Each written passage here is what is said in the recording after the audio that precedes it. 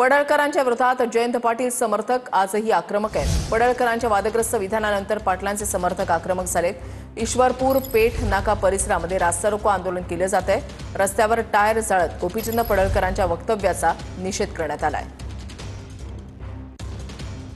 पडळकरांच्या वक्तव्याचा निषेध या ठिकाणी केला जातोय। ईश्वरपूर पेठ नाका परिसरामध्ये जयंत पाटील यांचे समर्थक आक्रमक झालेले आहेत। महिलांचा देखील मोठा सहभाग याच्यामध्ये पाहायला मिळतोय।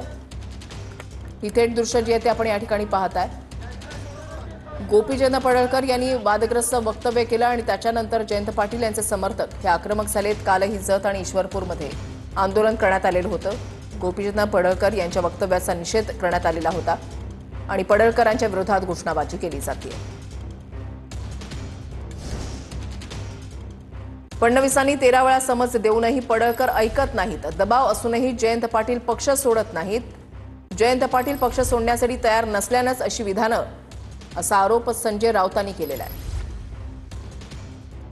आतापर्यंत देवेंद्र फडणवीसांनी या व्यक्तीला 12 ते 13 वेळा समज दिली आहे असं वृत्त मी वाचलं। 12 ते 13 वेळा समज देऊन जो माणूस ऐकत नसेल याचा अर्थ तुमचा त्याला पाठिंबा आहे बोलण्यासाठी आणि तुमचा जयंतरावांवरती राग यासाठी आहे जयंतराव तुमच्या पक्षात यायला तयार नाहीत। जयंतराव त्यांच्या पक्षात जायला तयार नाहीत इतका दबाव आणून सुद्धा त्याच्यामुळे हा त्यांचा बाप काढण्याचा उद्योग। आधी राजाराम बापू पाटलांचं कार्य समजून घ्या आणि मग यांच्या बाप जाद्याने काय केलं यांच्या पक्षात